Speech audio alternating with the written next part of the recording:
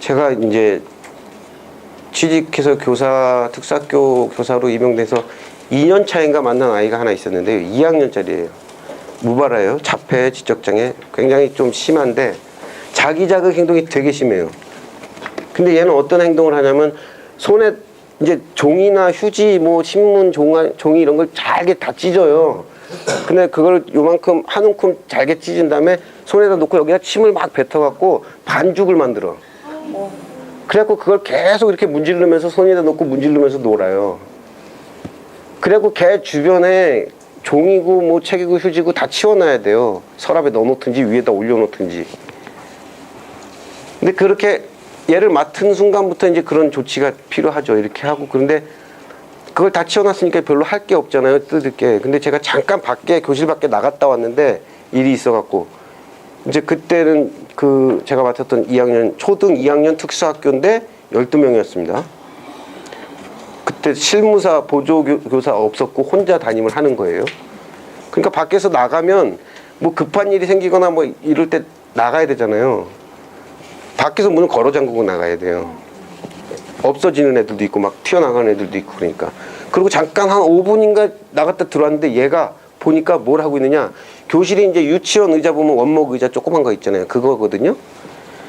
이걸 잘게 찢을 종이가 없으니까 그 원목 의자를 이로 갈궈가지고 이빨로 물어뜯어갖고 톱밥처럼 만들었고 거기다가 침을 묻혀갖고 문지르고 있어요. 그 정도로 얘가 지금 이 뇌신경이 되게 불안정하면서 이게 되게 심한 상태였는데 그 어머님이 이제 차량 봉사를 하시거든요. 학교 스쿨버스에 매번 애들 태우고 내리고 이렇게 해서 애랑 같이 등교를 하셔요.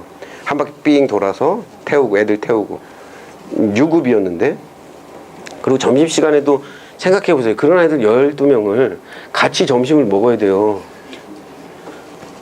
특히 그 반이 제일 많은 반이었어요. 인원수도. 그리고 아직 2학년이라서 아이들이 생활 습관이고 뭐고 되는 게 거의 없기 때문에 영양사 선생님도 다 달라붙어요. 점심때는 우리 반에. 그리고 그 어머님도 다행히 또 매일 학교를 등교하시니까 그 어머님도 한두 명 애들 먹이고. 그런데 월요일날 이제 등교를 해서 또 오셨어요. 그래서 점심시간에 이제 같이 밥을 먹으려고 이렇게 왔는데 어머님이 오셨는데 얼굴이 퉁퉁 부은 거예요. 내가 보니까 밤새 우신 것 같더라고요. 그래서 혹시 무슨 일 있으셨냐고 그랬더니 주말에 집에서 얘네 집에 가면 소파 이런 거 구멍이 뻥뻥 뚫려 있어요. 얘가 그 안에 솜 다 뜯어가지고 꺼내가지고 이걸 하기 때문에 그런 거 다 치워놨어 수건이고. 근데 이제 사골국을 끓여 먹으려고 소뼈를 사다가 그릇에 이렇게 담아놨어요. 아직 물은 안 담가 놓고. 그리고 잠깐 슈퍼에 뭘 또 파랑 이런 거 살라고 갔다 왔는데 갔다 와서 보니까 얘가 그 뼈를 바닥에다 꺼내놓고 거기다가 오줌을 깔겨갖고 그 살점을 떼어가지고 또 문지르면서 놀고 있는 거예요. 그 말씀을 하시는데 저는 제가 지금도 그걸 못 잊는 게 나는 뭐 하려고 있는 사람인가. 내가 특수교사라는 사람인데 내가 도대체 뭘 어떻게 해야 될지 모르겠더라고요. 그 어머님한테.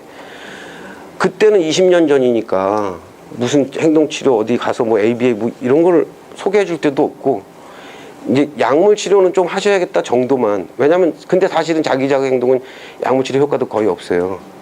간질약 있죠. 뇌전증 약이 약간 그 빈도를 줄여준다는 보고는 있지만 직접적으로 자기자극 행동에 작용하는 약물이 없단 말이에요. 그때만 해도 그랬던 시절이고 정말 제가 뭘 어떻게 말씀을 드려야 될지도 모르겠고 학교에서 아이가 그러는 것도 나도 그걸 어떻게 해결해야 될지 모르겠고 물론 그때보다는 지금 많이 나아졌다고 하고 또 학생 수도 일단 5명으로 줄었고 보조교사도 있고 뭐 전문가도 그때보다 많아졌다고 하지만 아직도 아무런 정보를 모르고 이런 교류나 혹은 이런 교육이나 이런 거가 있는지도 모르는 어머님들이 계시단 말이에요. 분명히 지금도. 그렇잖아요. 이제 애가 진단받은 지 1년도 안 된 이런 부모님들은 아직도 그렇다고 저는 생각합니다. 그 다음에 그 행동을 촉발시키는 요인이 있다. 어떤 애가 얘도 또 다른 애인데 2학년짜리 애였는데 교실에 저 말고 누가 이제 다른 사람이 교실에 들어올 때도 있잖아요. 다른 옆반 선생님이나 누구. 근데 교실에 누가 들어오면 그렇게 울어요. 근데 관찰을 해보니까 아무나 들어온다고 우는 게 아니었어. 안경 쓴 사람만 들어오면 울어요. 이제 초등학교 2학년이니까 그리고 무발하니까 모르잖아요. 어머님하고 상담하면서 물어봤어요. 그랬더니 얘가 유치원 다닐 때 일반 어린이집을 잠깐 다녔었는데 일반 유치원 그 선생님 중에 한 분이 얘를 그렇게 우리 흔히 하는 말로 약간의 학대 비슷한 괴롭히는 이런 게 있었나 봐요. 근데 그 여선생님이 안경을 끼고 있었어. 거기서 한 6개월 다니다가 엄마가 이제 그걸 알고서 옮겼는데 그때 얘는 D인 거야. 그래서 안경 낀 선생님만 보면 우는 거야. 그 속을 어떻게 알겠습니까? 그래서 그걸 찾아내는데 한 달 이상 걸린 거죠. 근데 이런 경우에는 또 이게 정서적인 것과 연결이 돼 있잖아요. 이게 어찌 보면 이런 걸 수정하는 게, 교정하는 게 훨씬 어려울 수도 있어요. 정서적으로 얘가 그런 게 있으니까.